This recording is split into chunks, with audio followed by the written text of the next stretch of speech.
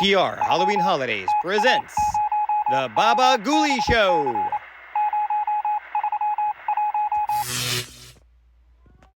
With cartoons from Watchwaddle.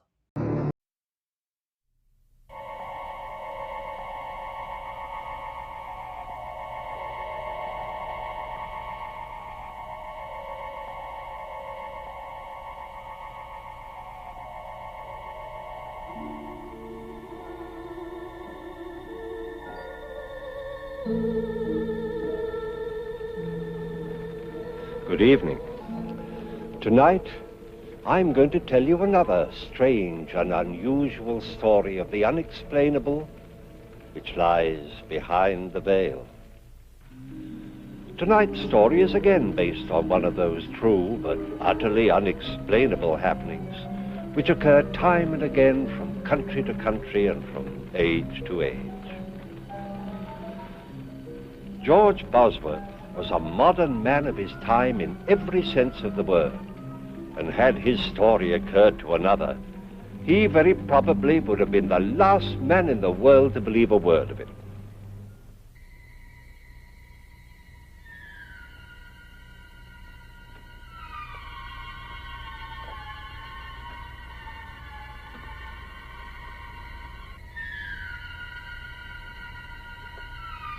Hart Bosworth had had a busy day, and now, as the last customer left his shop, he prepared to close for the night.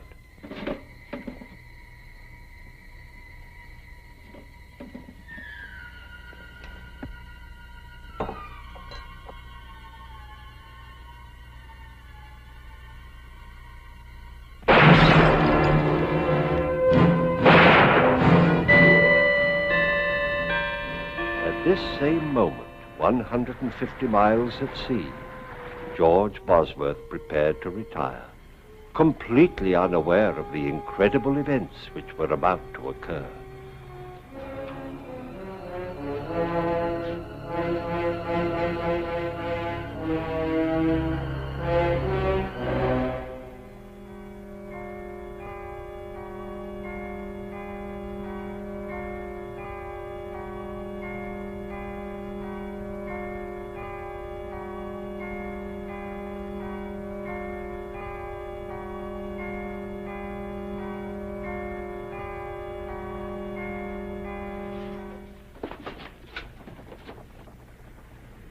Captain!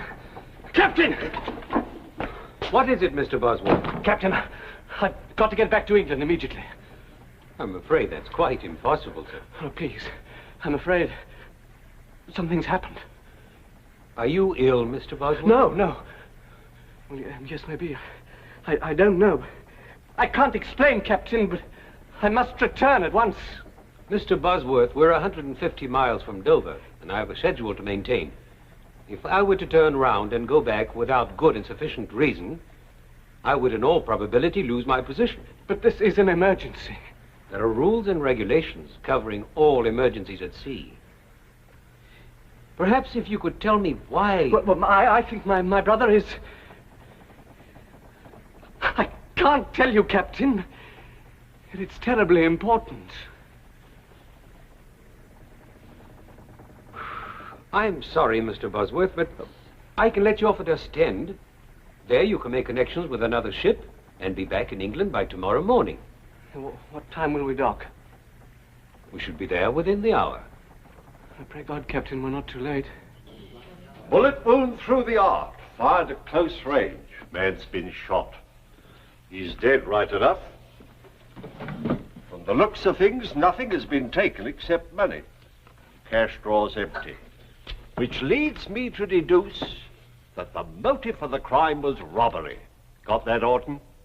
Yes, sir. I checked the Bosworth house. George isn't there. The place is shut up tight. That's odd. Him and Art usually close the shop together. Are you sure you heard the shots at 9:45? Right you are, Chester. 9:45 exactly. Just a minute, Bertha. A little less familiarity, if you please.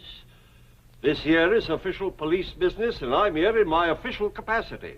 Until I've solved this crime, I'll trouble you to remember that I'm a sergeant in Her Majesty's Constabulary. Oh, I am sorry. From now on, I'll remember, Chester. Sergeant. You may proceed, Mrs. Clink. Well, I just put the kettle on. I always makes us a pot of tea in the evenings, just before retiring, as you might say. You know how Alfie likes to get to bed early. Yes. Get on with it. Well, I'd no sooner touched the kettle to the stove when I heard the shots. So I said to Alfie, that sounds like shots. And Alfie said, no. So I said to Alfie, them was shots. And Alfie said... Never mind what Alfie said. What did you do? Well, the only light that was on was in Aunt Bosworth's shop. So I run down here to see if he'd heard them too. Imagine me horror and surprise to find poor Mr. Bosworth lying there in a pool of blood. Aha! And whose blood would you say it was? How long would you estimate this was after you first heard the shots, Mrs. Clink? Couldn't have been more than 5 or 10 minutes. Thank you very much, Mrs. Clink. That'll be all. But I haven't finished. If you've anything more to say, you can make a statement at the police station. But I know who done the murder. Mrs. Clink, you saw the murderer? Yes, I did. I see. Now, Just a minute, Constable. I'll handle this. Now then, Bertha, why didn't you give us this valuable information before this? I was about to, until I was so rudely interrupted. Are you insinuating that I was rude? Sergeant, may I suggest the murderer? Huh? The murderer? Oh, yes. All right, Mrs. Clink. The name, if you please. His name is Albert Ketch. How do you know that, Mrs. Clink? I saw him. Just as I got outside, I saw him run from this very shop, as though the old devil himself was after him. Are you sure? My sight's as good as yours, Chester Wilmore. Sergeant, shall I round him up? Why, yes, Constable, do that. And see if you can find out what become of George Bosworth. Why not ask Mrs. Clink, sir? I'm sure I don't know, Constable. But why not ask Miss Julie Westcott? She's his fiancée. She ought to know. I'll do that, Mrs. Clink. All right, now, off with you. Home, all of you, if you please. This here shop will be closed till further notice. Move along, please. Now then, Albert, why don't you confess and save us all a lot of trouble? All nice and tidy, eh? Because I didn't shoot Art Bosworth, that's why. Aha! How do you know he was shot? You told me. Oh. What were you doing in the apothecary shop at that time? Oh, I was there to collect a debt what was owed me. What was the debt for? Well, you see, I do a bit of carpenter work in my spare time, being handy with my tools, as you might say. And I built a set of shelves for Mr. Bosworth here several weeks ago. And it took you several weeks to get paid? Well, there was a slight misunderstanding between us, as you might call it. Aha! That don't mean I killed him. What was the cause of this misunderstanding? While I was building the shelves, a case of his medicines got from. Bosworth got terrible excited. Claimed I'd done it careless like. Said they was worth more than the shelves and he wouldn't pay me. And so you killed him. That's not true. I don't even own a gun. A likely story. Why, I wouldn't be surprised if you wasn't doing a bit of poaching in your spare time. Oh, it's a nasty thing to say. Poaching's a very serious offence. I've a mind to enter charges against you. Sergeant, this man's being charged with murder, not with poaching. You hear that, Albert? The constable's right. Murder's the charge. Don't you try to throw us off the track with all this talk about poaching. Now, why don't you be a good fellow and confess and save us all this trouble? Now, look here, Sergeant. I'd like to help you, really I would. But you know I'm not the kind of man who'd kill a chap in cold blood. Albert Ketch, you're making it very hard for us. Very well. If you won't cooperate, we'll have to drag it out of you. Start all over again.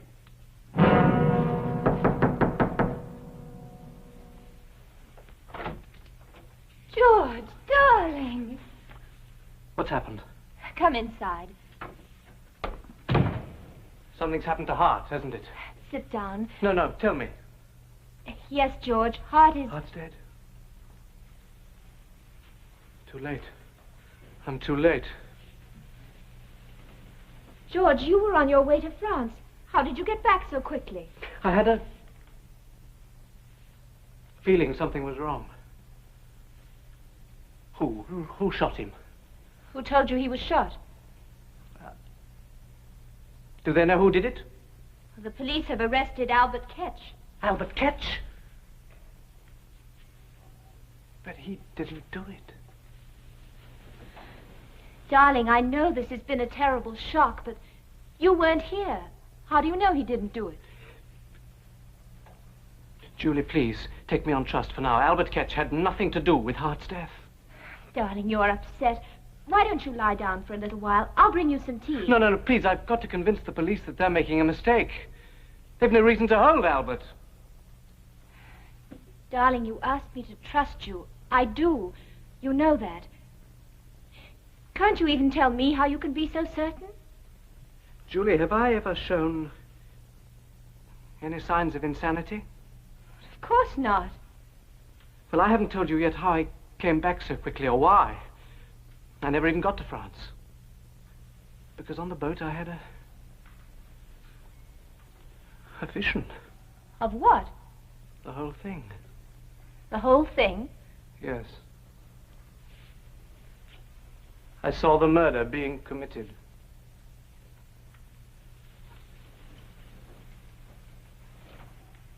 George, tell me exactly what you thought you saw. Well, I was washing, getting ready for bed, and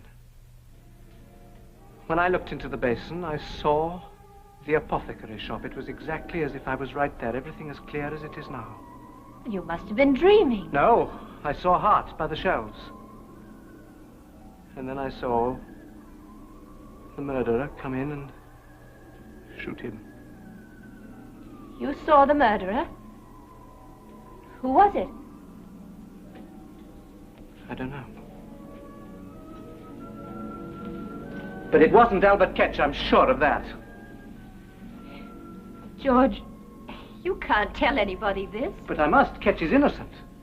Julie, you believe me, don't you? What difference does it make whether A great deal of difference to me. George, I believe you because I love you. But if you tell this story to the police... No, that's a chance I must take. That's a chance you must not take. But they'll hang Ketch. Listen to me, George. There's nothing you can do. If Ketch is innocent, he has nothing to fear. But you, if you tell this fantastic tale to the police, you'll be ruined. Julie, a man's life is in danger. How can I think of myself? Well, then think of me. You know they won't believe you. At best, they'll call you insane. And how will I feel? Hearing people talk behind your back, pretending I don't hear them, whispering? Julie, Think this is not... Hart. You know how he worked to build up the shop? Will you let all his work go for nothing? Well, that's what'll happen. Do you think people will do business with a man who sees things? I'm sorry, Julie. Whatever anybody thinks, I've got to try.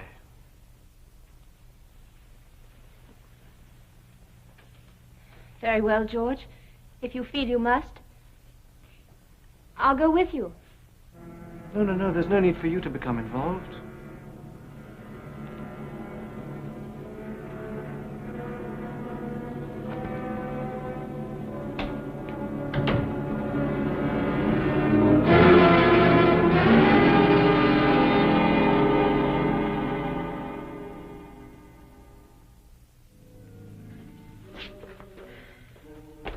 Nothing back there, sir. Oh. Well, in that case, we'll have to continue our search in here. Ah, Mr. Bosworth, sir. Allow me to offer my condolences in this horrible tragedy. Thank you, Sergeant. They told me at the police station I'd find you here.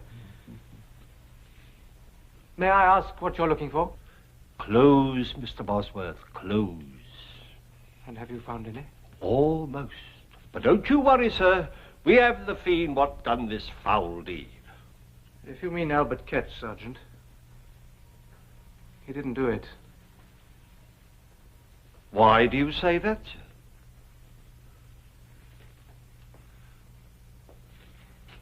Well, I ask you again. What makes you so sure that Albert Ketch is innocent? I can't tell you, Sergeant. You'll just have to take my word for it, but Albert Ketch had nothing to do with it. That's rather a large order, Mr. Bosworth. Asking us to accept your word without anything to back it up.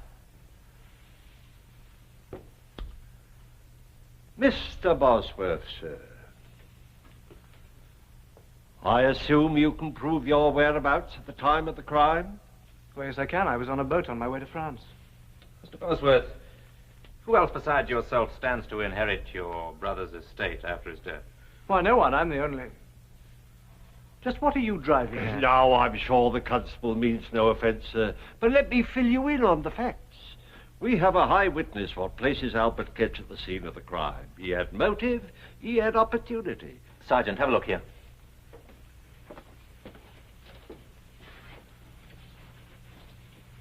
Looks like an O. It's a bullet hole, I think. Have I your permission to... Help yourself, Constable. It's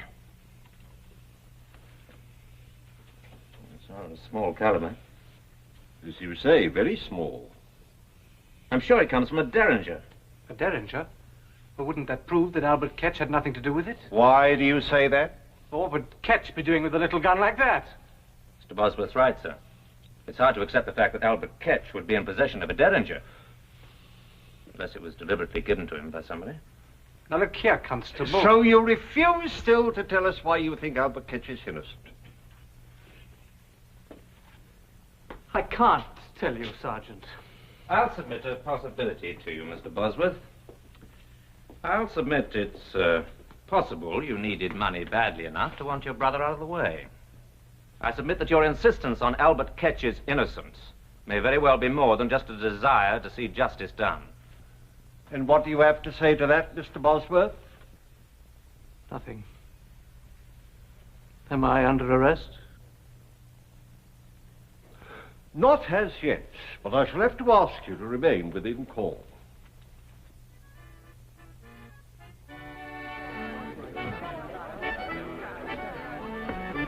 Evening, Mr. Bosworth. Oh, good evening, Mrs. Clink. Alfie and me wishes to convey our sympathy for your bereavement. Thank you. Shall we sit down for a minute? Oh, yes, Doc. Thank you. He was a fine man, your brother. A fine man. Always willing to extend credit until Pi died, and never too proud to step in and have a lift with us. And his scales was honest, too. Yes, it was a terrible shock to me, Mrs. Clink. I can well imagine, but never you fear. Albert Ketch shall get what he deserves. Why is everyone so certain that Ketch is guilty? Lord bless you. Who else could it be? I saw him myself. You saw him? Of course I did. Has nobody told you? That Chester Wilmore. I am the most important witness. Are there any other witnesses? Not a one, and no more are needed, I can tell you that. Of course, Miss Westcott might have seen the whole thing. Had she been there 5 minutes earlier. Julie? What's she got to do with it? Of course, she might have been killed if she had. Yeah, but tell me, how does Julie fit into all this? Well, I'd just stepped out of my house for a breath of air before putting the tea on for Alfie and me, when I sees Miss Westcott going into the apothecary's shop. And it was hardly 5 minutes later when I heard 2 shots. I runs outside, and there goes Albert Ketch tearing down the street. Naturally, I got the police, and it was hardly no time at all before they had him clapped in the pokey. Julie never said anything about it. Oh, I dare say she didn't want to worry you. So it's the first time I've ever known her to worry about anyone. What do you mean by that? I'm not the one to talk about a body when they're not present to defend theirself. But everyone knows as how Miss Julie Westcott considers herself much better than us common folk. What are you saying, Mrs. Clink? It's truth. Ask any of the girls. They'll tell you. Her and her fine talk about position and money and station in life. But she wasn't fooling your brother none. No, sir. She wasn't pulling the wool over his eyes. Oh, you poor boy, I've upset you with me wagging tongue. Alfie always says I talk too much. But don't pay any attention to me. You better get home and get some rest. And I'll be saying good night.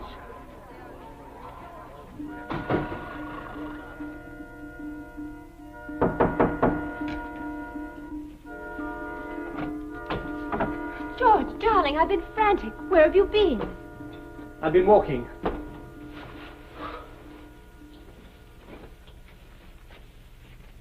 The police think I'm involved in Hart's death. George, are they mad? How can they think you had anything to do with it? They have the murderer. No, they haven't. Ketch is no more guilty than I am. Will you stop saying that? The police think he's guilty. Isn't that enough? No. Why are you so intent on seeing him hang? I'm not. I just don't like seeing you so upset, that's all. Julie, was there ever any trouble between you and Hart? Of course not. You know how fond of him I was. Except, well, he thought I was too ambitious, didn't he? Well, Hart was an old-fashioned man. He thought a woman's place was in the home. George, you know I only want what's best for you, don't you? Yes, of course. A woman needs security, a home, children, a husband she can be proud of. I know, you've been very patient. Well, not really, George. There were times during the last 5 years when I wanted to scream. When I wanted to say to Hart, why won't you pay George enough money so we can be married? He's earned it. He deserves it. But that's all over now. We can be married right away, can't we, George? Well, once a decent interval has gone by. Darling, we'll be so happy. Mrs. George Bosworth. I can't wait to see my friends' faces when I tell them. They didn't think it would happen, you know, really. They didn't think I knew they were snickering behind my back. As if I couldn't tell what they were thinking. That Julie Westcott, she isn't getting any younger.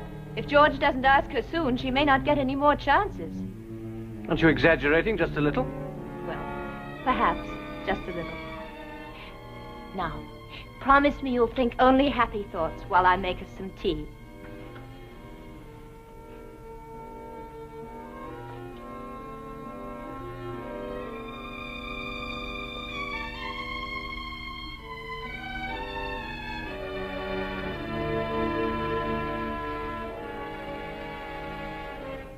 Julie?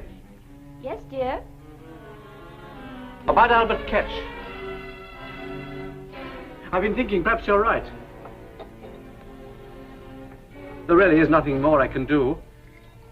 I'll see that he gets a good solicitor, of course. That's very generous of you, George. And as soon as I can, I'll put the shop up for sale. And then we'll be married and we'll move to somewhere... What's the matter? What did you say? We'll be married as soon as I can sell the shop. You can't sell it. Why not? Oh, I know how you feel, but I can't stay here where everything reminds me of Hart. You don't know how I feel. Julie, what's the matter with you? Weren't you listening to me? We live here. Our friends are here. You're an important member of the community, and I'll be your wife, George. They'll respect us. As long as we're together, what does it matter where we live? I won't have it. The shop is doing well here. We have money and position. Do you think I want to start again at the bottom? Not knowing anybody, not being anybody? I forbid it. Julie, you're losing your perspective. I welcome your help, but I must make my own decisions. Welcome my help? Well, that's funny, George. Without me, there'd be no decision for you to make. What are you saying? You've had 5 years to make a decision, but your precious brother stood in the way. Well, I made it for you. He's gone, and I won't let you throw away everything I've worked for. George, listen. I did it. For you, for both of us. How could you? Julie! I wanted you. I needed you. Hart stood between us, and I couldn't bear it any longer. But it's all over now, George. He's gone. There's just the two of us. And we'll be happy, George. You'll see. George, don't leave me. Please. I'm going to find Sergeant Wilmore. George! George!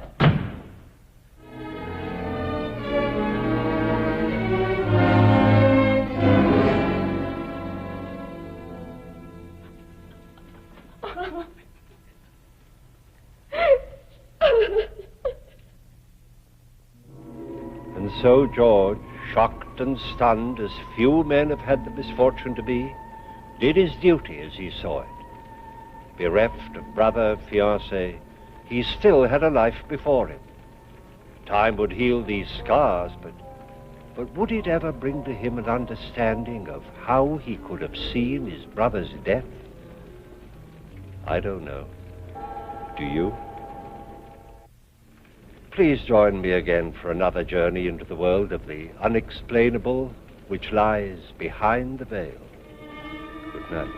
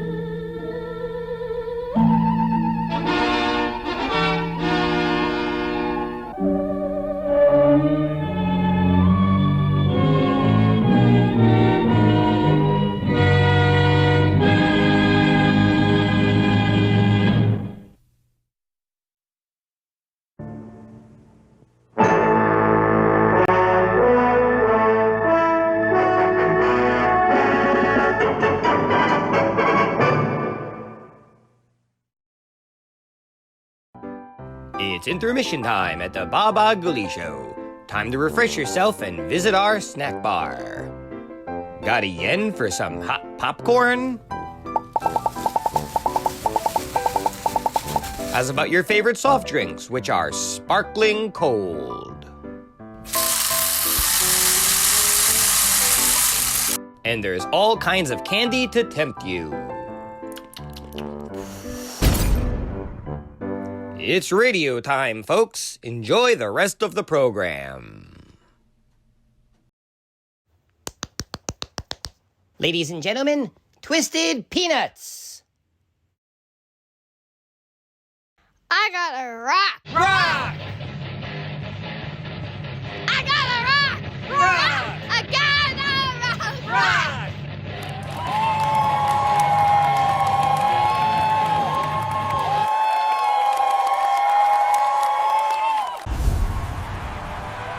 Ghoulies! We've made it to the final night of the year! Midnight is near, and a new year of horror awaits! 10, 9, 8, let the darkness ring in! Happy New Year, Ghoulies! And here's to more frights ahead!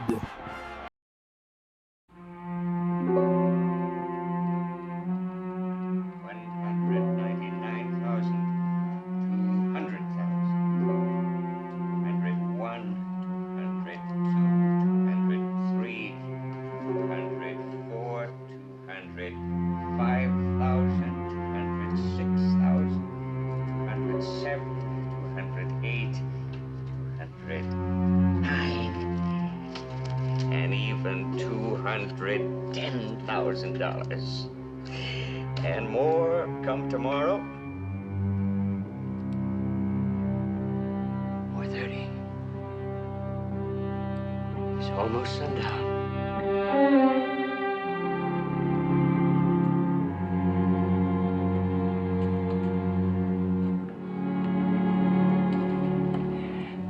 If he thinks the place is closed, he'll go away.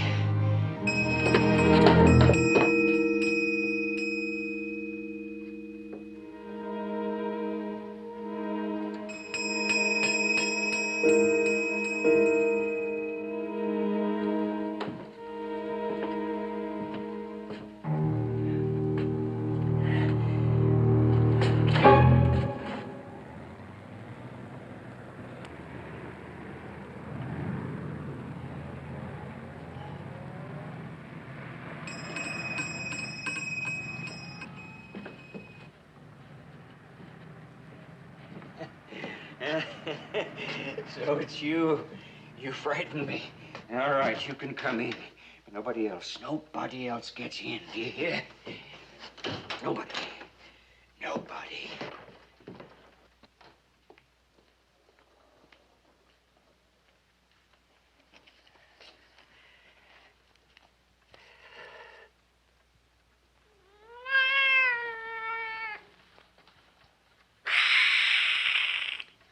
Kitty, what's the matter?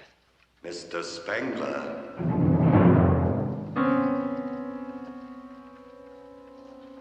Mr. Spengler, I've been waiting for you.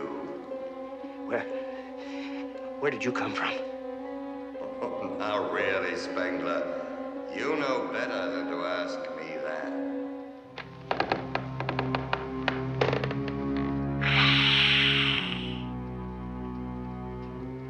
I can't see you.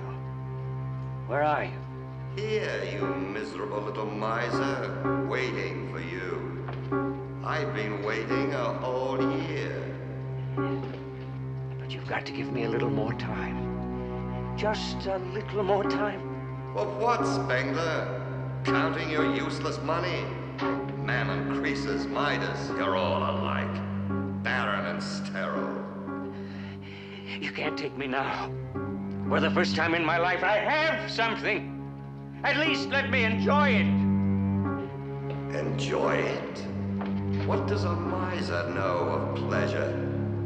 It is better to live than to just die rich. A bargain is a bargain, however, and your time was up at sundown. Come with me. Come with me. Your money won't help you now. Spengler! Oh, no!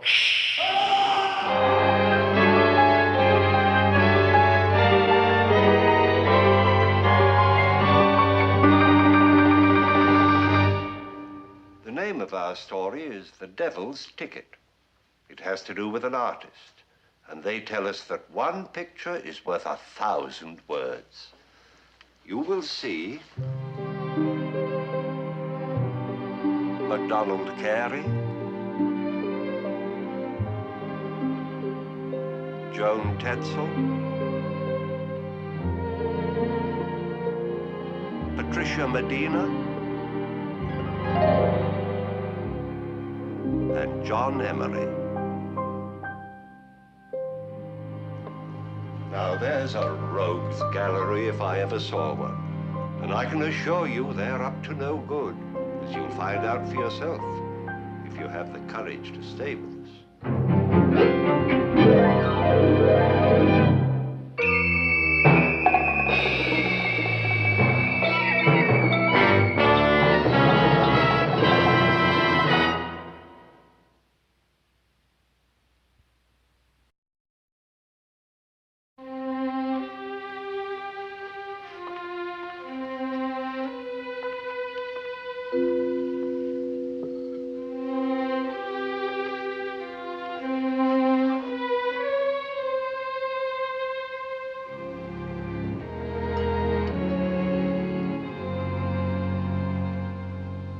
Hector, you're not eating.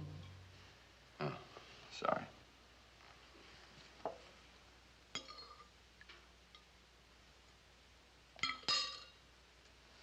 It's good soup.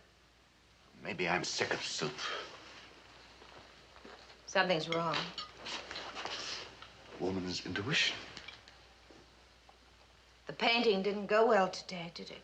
Oh, yes, my dear. The painting went very well today. I can hang it on the wall along with all the others. And then what? Look at them. It's been 2 years since I had a showing. 2 years! But the critics liked your work. Yes, the critics. They said I was a finished artist. How right they were. Where are you going? Why do I always go when I'm sick of soup? To Spengler, of course. You've pawned just about everything we own. What about the silverware? The stuff we got for wedding presents.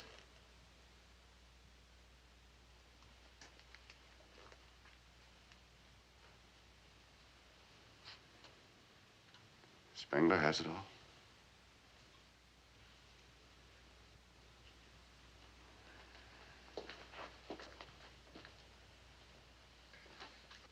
No. I know. I swore I'd never pawn any of my paintings. Poor but proud, that's me. Loving a garret and all that sort of thing. Well, that's finished. But Hector, not the still life. Why not? It's only a masterpiece. If we have to. Don't let him cheat you now. Oh, Spengler, how can you say that? He knows an original Hector Vane is worth $1,000. So maybe he'll give me $10 for it.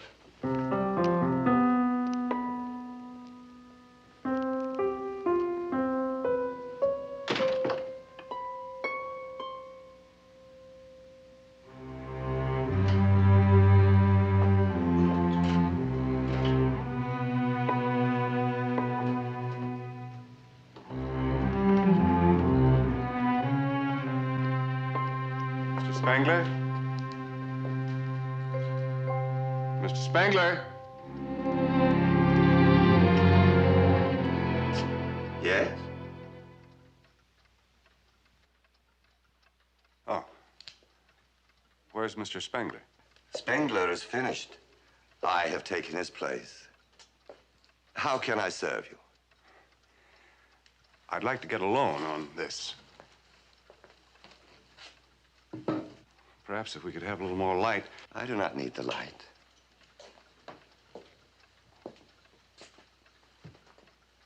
You painted this?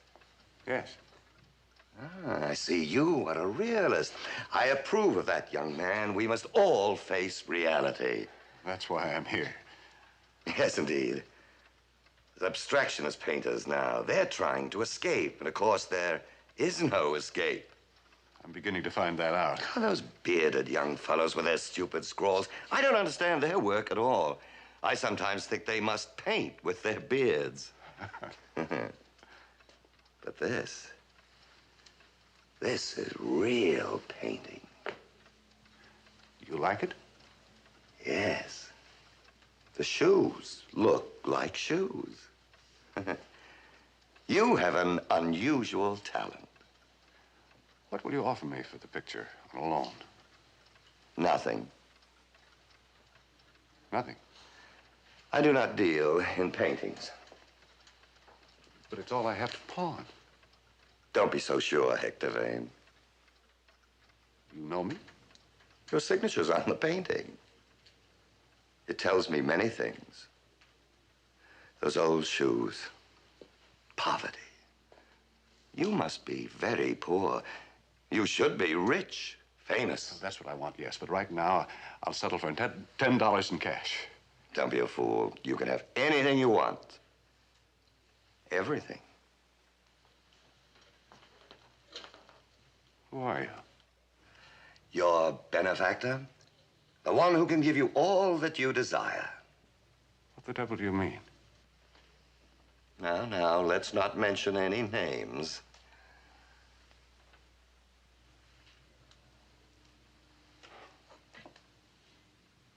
It's ridiculous. But the next thing I know, you'll be trying to get me to sell you my soul. Not sell, Mr. Vane. If you prefer, you can pawn it with me. Pawn it? You mean a regular pawn ticket deal for 90 days?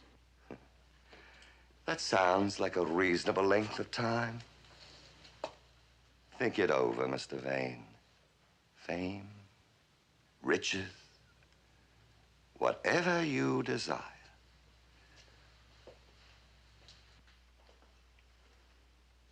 I don't believe it. You'll see. Suppose I agreed. Then what? How could I redeem my pledge? Very simply, by painting a picture for me. What's the matter with this picture? It's good. Ah, but that's a still life, Mr. Vane. Not really suitable for my collection at all. Now, we'll talk about that later, after I fulfill my part of the bargain. Now, will you be good enough to sign your name?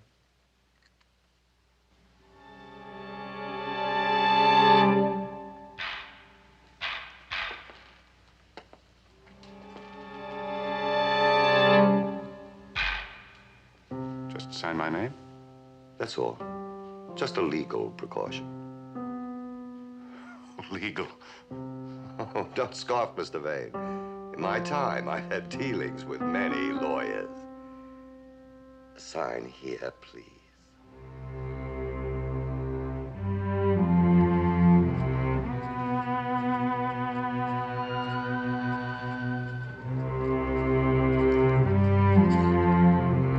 Excellent. Here is your ticket. Redeemable at sundown on the 5th of April.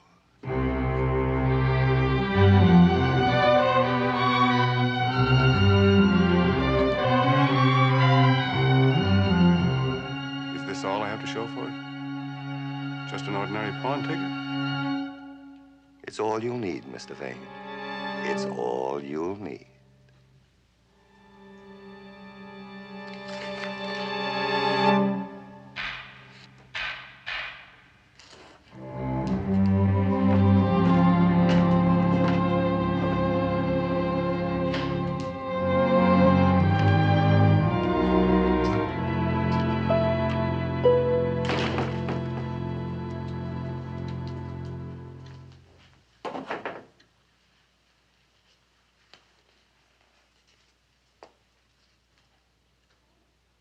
Darling?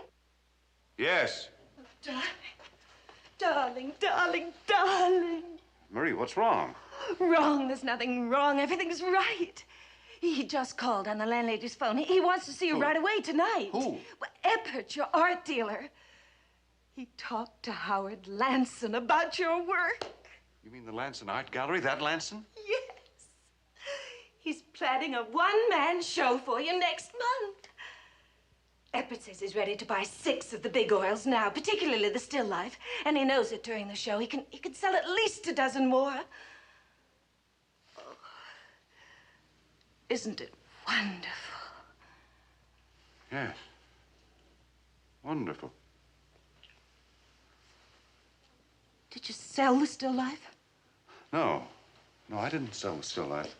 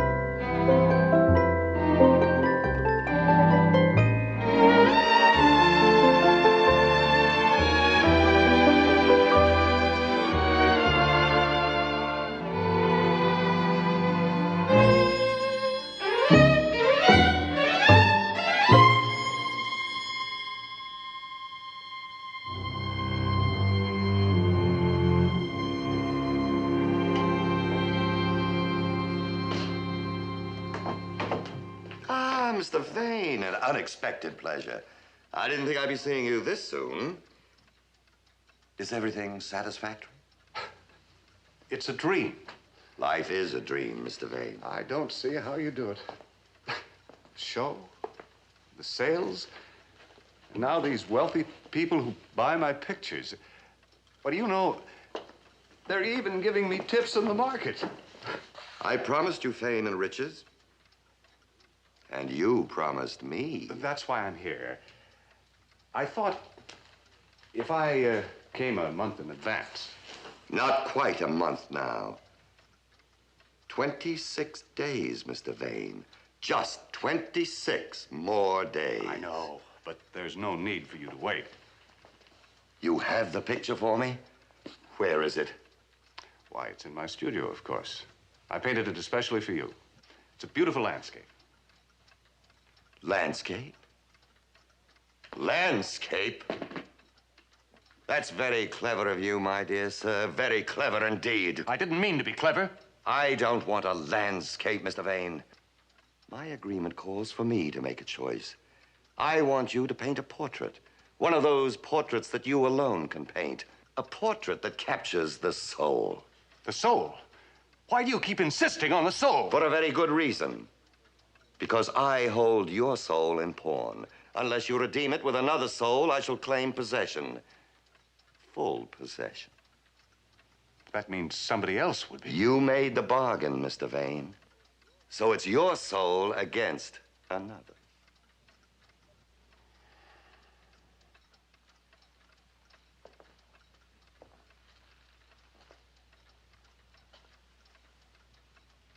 I can't believe it. It's like a nightmare. Life is a nightmare, Mr. Vane. There's no other way? Don't take it so hard, my friend. I'm not limiting you. Whose portrait you give me doesn't matter in the least. Just as long as you paint faithfully, so that your genius will mirror the soul of the sitter. That would be murder. Worse than murder. Yes. Is that so terrible? Perhaps there's someone you would like to get rid of.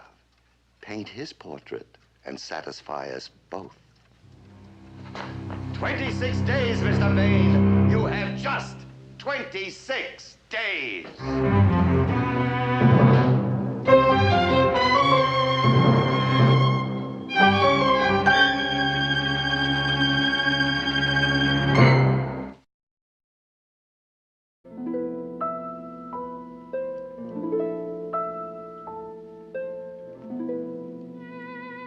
Oh, Hector, you're not eating. I'm sorry.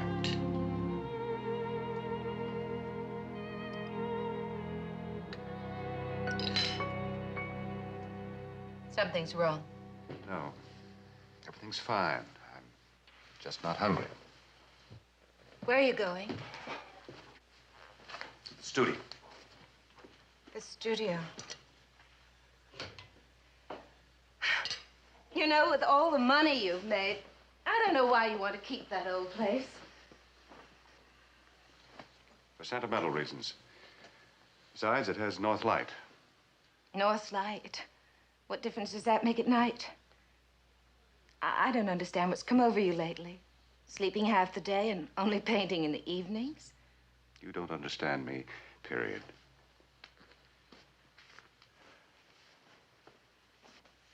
That overcoat. Why do you keep on wearing such a shabby old thing? For the same reason I keep the studio. Sentiment. Darling.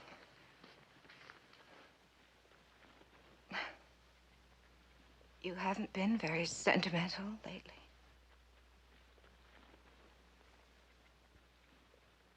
Maybe I've changed.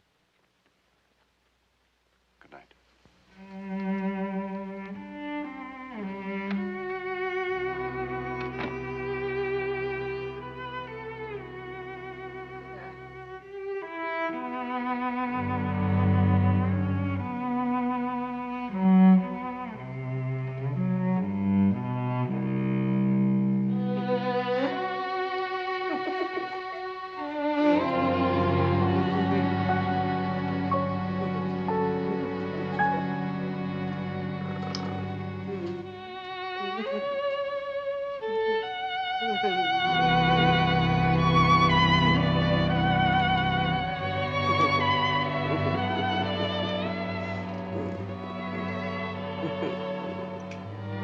Darling, you're so sentimental.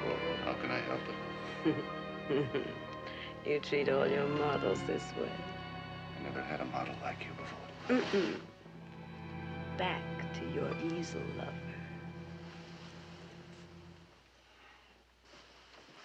Nadja, darling. You're supposed to be a painter, not a sculptor. You keep treating me like a joke. What else am I to do? Hiding away with me here in this crummy little garret? Then running off to that big penthouse of yours must give you a million laughs.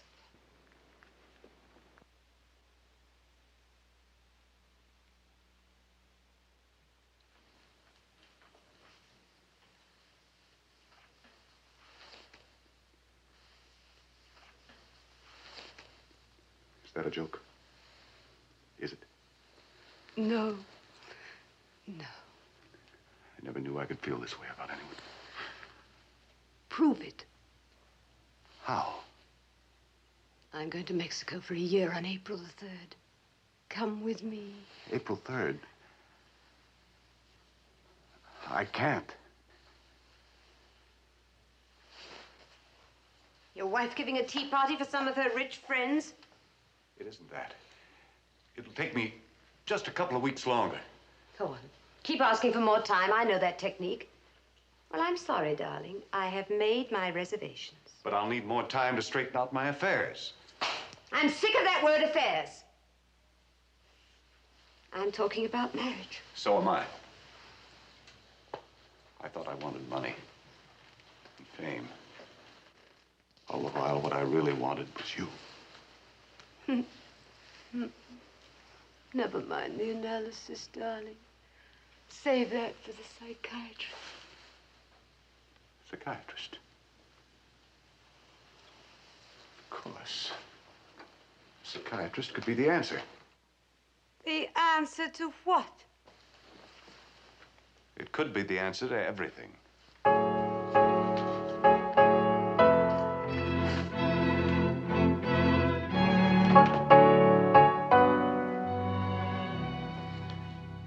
What more can I say?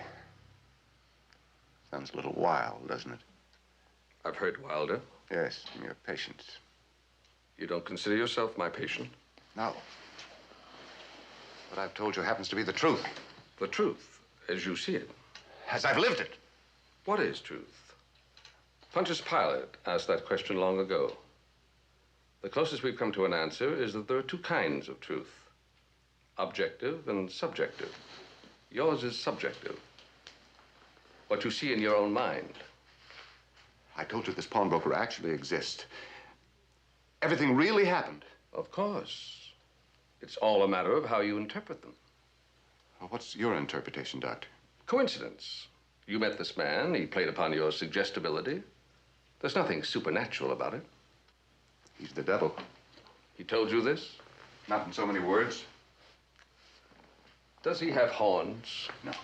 Hoofs? A tail? No, of course not. I see, but you think he's Satan. But everything he's promised came true. Why? Because he promised, or because it would have come true anyway? You've been a painter for many years. You told me yourself that sooner or later success was bound to come. That pawnbroker had nothing to do with what happened. But he has my soul. Did he go to that art gallery and force them to have a showing? Did he influence the critics? How could he make people purchase your paintings? Think a moment. You'll see that he had no part in it at all. You don't understand. He has my soul. Only if you want to believe he does.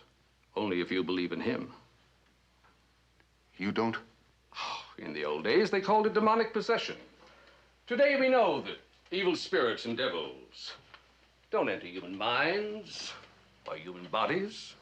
We recognize schizophrenia, the paranoid syndrome. In other words, I'm not crazy, but the pawnbroker is. From your description, he would appear to be mentally disturbed. But what shall I do?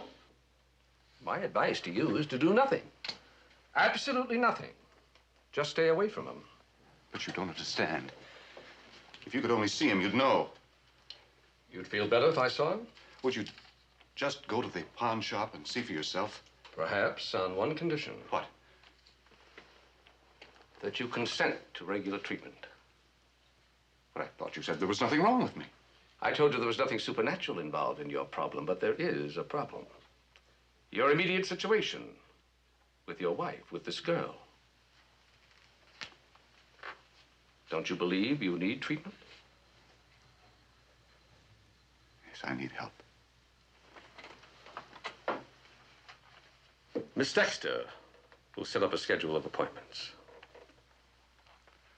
But you promise you'll go see the pawnbroker. Well, ordinarily, I'd have no ethical right to interfere. But as your physician, yes, I'll see him. Thank you, Doctor. Thank you.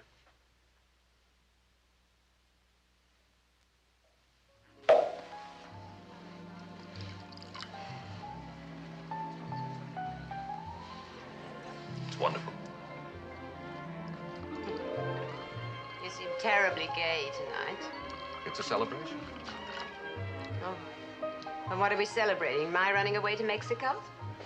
We're celebrating our running away to Mexico. Since when?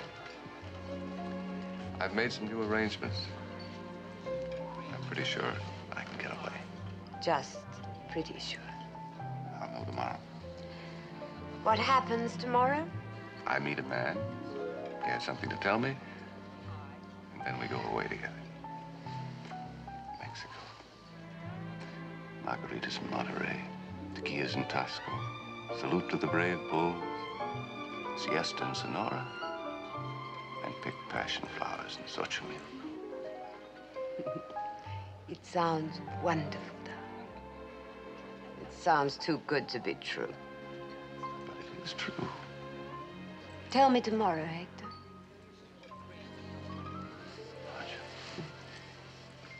Why don't we leave now and go up to the studio?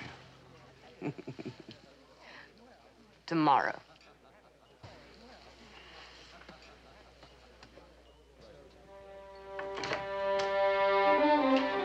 Dr. Frank? Dr. Frank?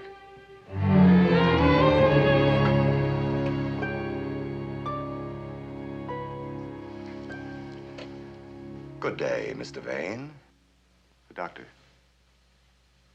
Where is he? Let us say that he has been detained by another appointment. Permanently detained. What are you doing here? I could ask you the same question.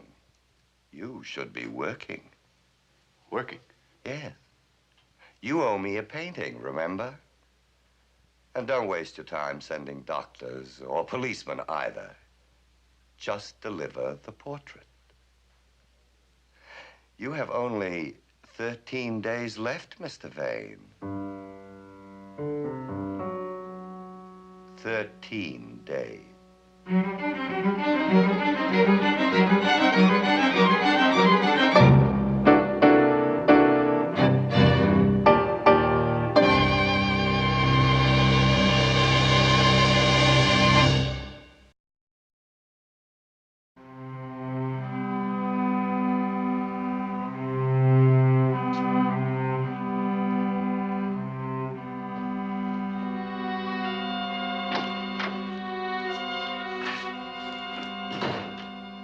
I've been waiting over an hour for you. Where have you been?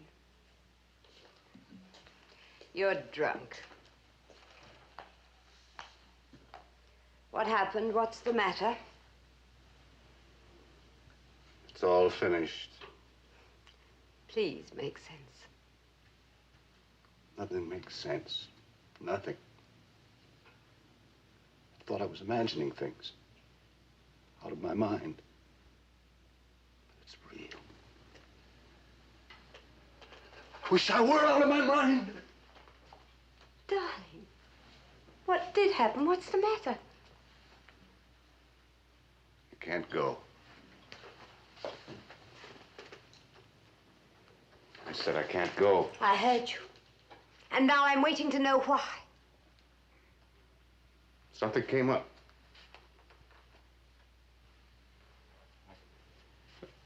Got to paint a picture.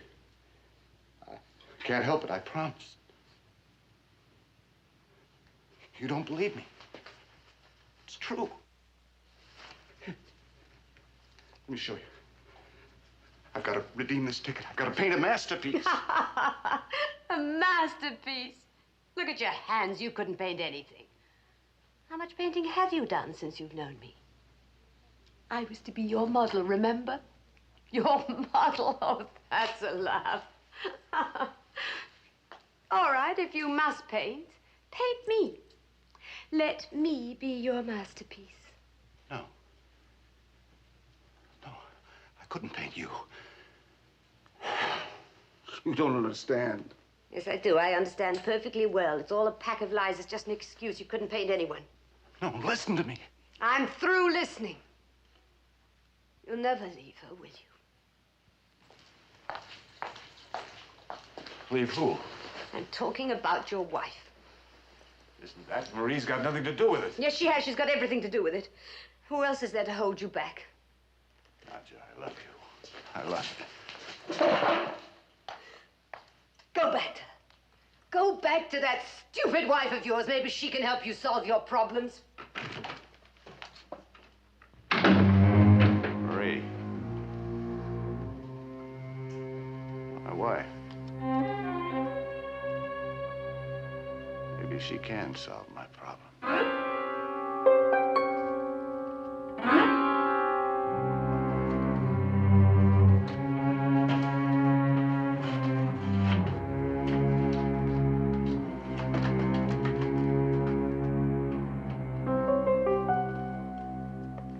Here, let me help you.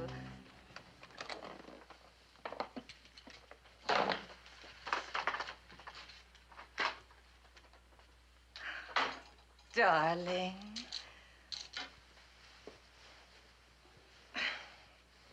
Oh, this old coat. Hector, why on earth don't you buy yourself a new one? Haven't got time. From now on, we're going to be too busy. That's why I stayed down at the studio the past few days. I wanted to plan everything very carefully. I know you told me when you called. I've missed you. Well, cheer up. You won't have to miss me any longer. From now on, I'll be painting right here at home. Is that the surprise you were talking about on the phone? Only a part of it. I'm going to do a portrait. But you haven't wanted to do portraits for years. I know, but this is going to be my masterpiece. You'll see. Have you chosen a model? Yes. You. You're going to paint my portrait? Believe me, for the picture I have in mind, I wouldn't paint anyone but you.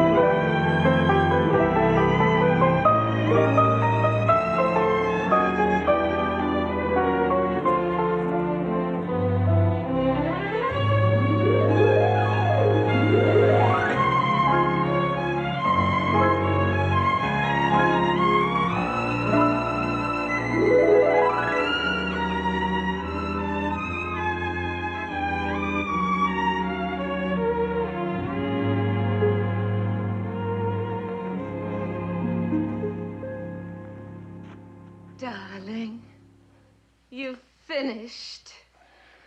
I think I got what I wanted. No, I've never spent a happier 10 days in all my life. 10 days. Today's April 3rd. That's right, it is. April 3rd. When are you going to tell me Tell you what, who you painted the picture for and why you had to finish it in such a hurry? you'll find out very soon. Promise? I promise.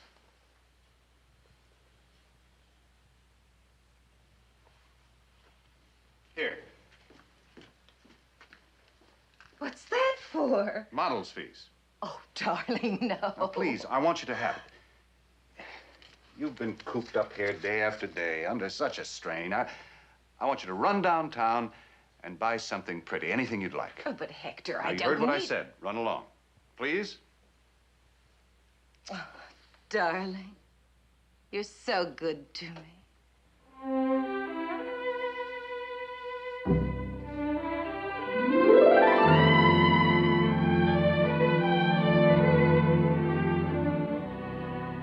Darling, you're so good to me. I knew you wouldn't run off to Mexico without me. The painting's finished.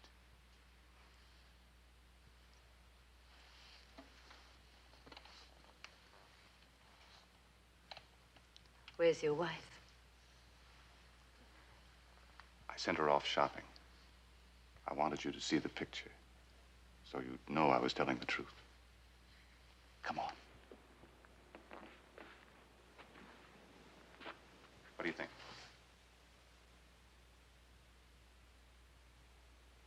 It's the best thing I've done, isn't it? Look at the coloring.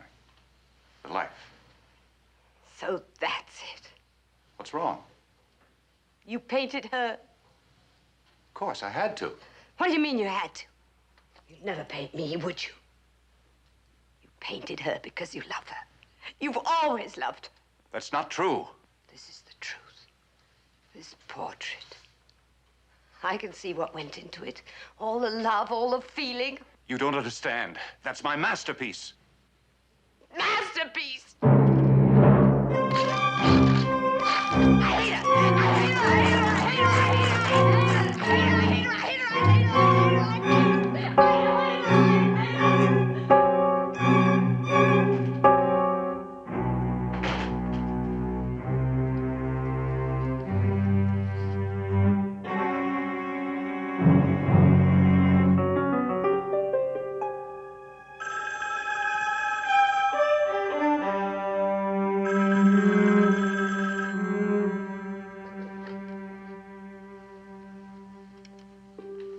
Hello. Just a reminder, Mr. Vane. You have 48 hours left. 48 hours.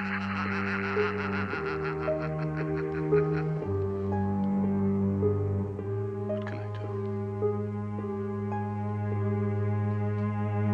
What can I do?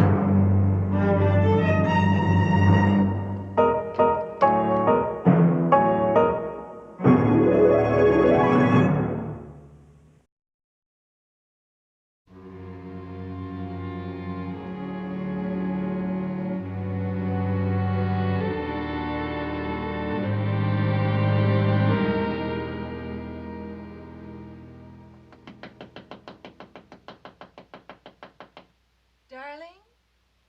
Darling, are you all right? Come in. You were asleep. I'm sorry. It's all right, darling.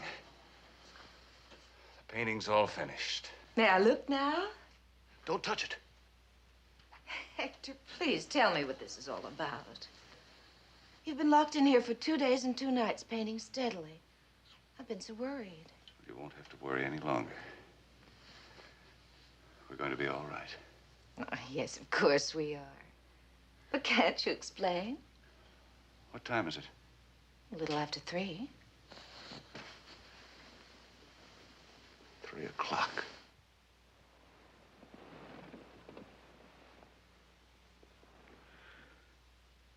April 5th.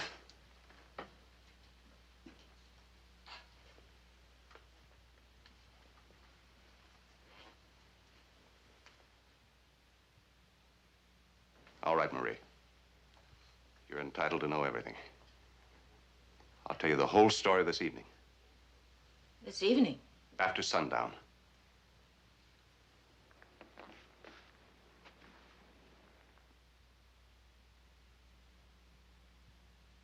You trust me, don't you, darling?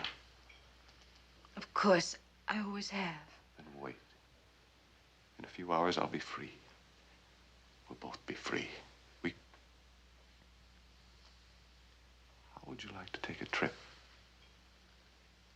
Just the two of us. You mean a vacation? Yes. Oh. Could we go to Mexico? No. No. Not Mexico. Suppose we flew to Paris. Paris. You really mean it? It's spring, isn't it? Oh, how wonderful. Oh, darling, why don't you rest a while and I'll go out right now and make all the arrangements. All right.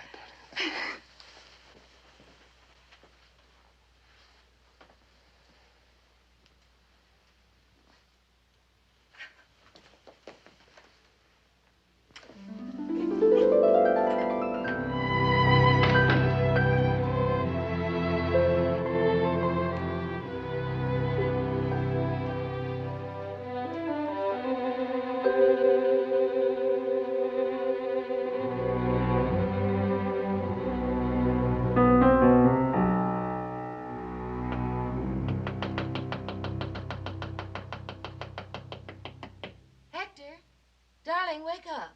Huh? It's all right. I'm awake. What time is it? 6:45. 6:45. Yes, I just got back. I've made all the arrangements and I bought some wonderful things.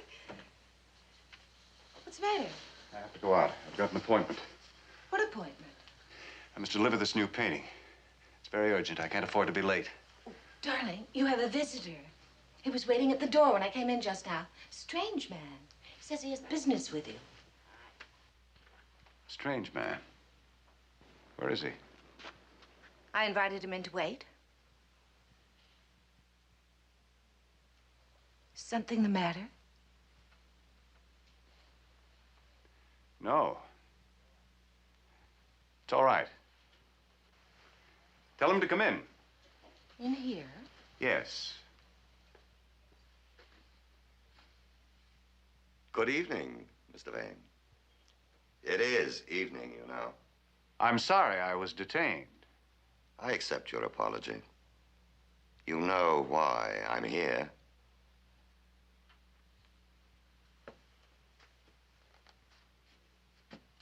Is it ready? Yes.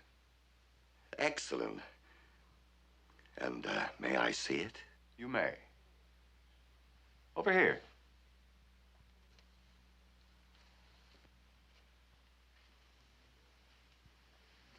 See for yourself.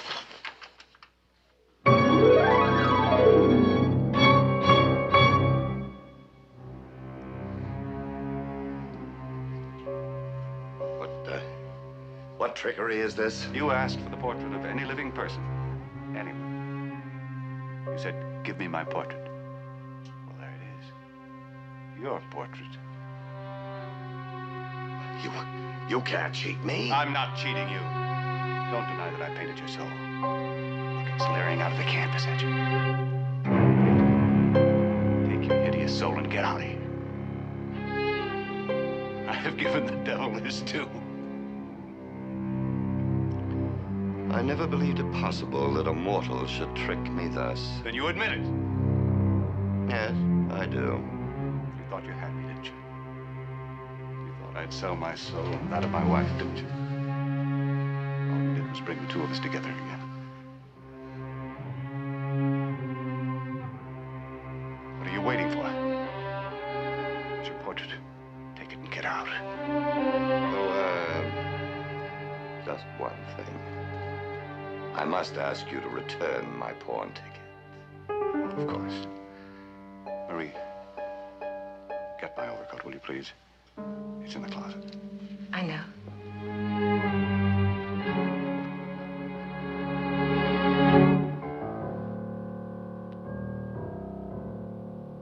You sent Nadja to me, didn't you? Yes. Women are often my allies.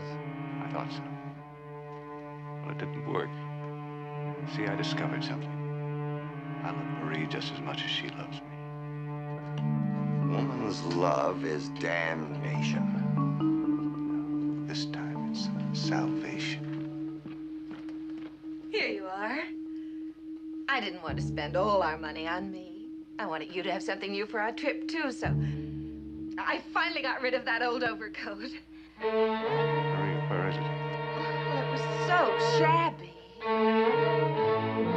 What did you do with that old coat? I burned it. You burned it?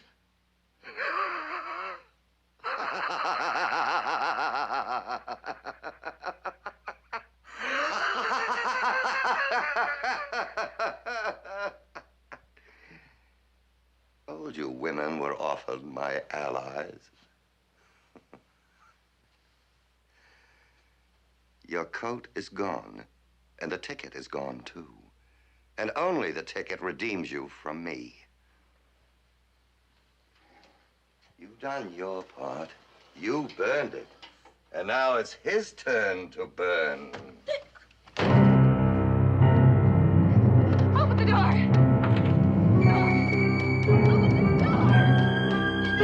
Damnation, Mr. Vane.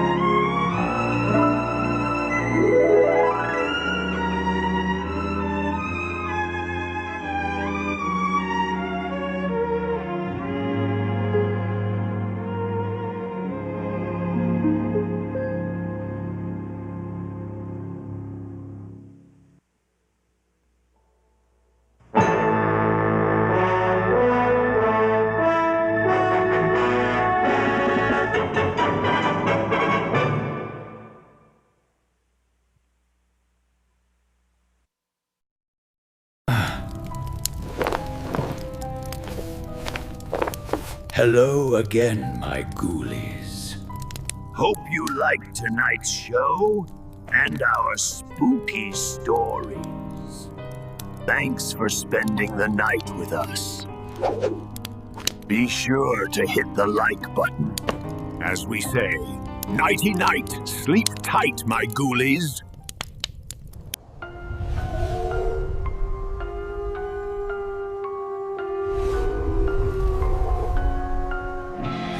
Hush now, ghoulies, don't you cry. The moon is grinning in the midnight sky. Shadows tiptoe across the floor. Monsters knock but lock the door. Nighty night, sleep tight. It's time to go to sleep. Nighty night, sleep tight. It's time to go to sleep. Ghoulies, close your eyes. Nightmares whisper lullabies. Creeping, crawling, don't you peek. Drift away and go to sleep. Nighty night, sleep tight. Rest under the pale moonlight. Nighty night, sleep tight. Rest under the pale moonlight. Under the bed, what do you see? Glowing eyes stare back at me. But don't be scared,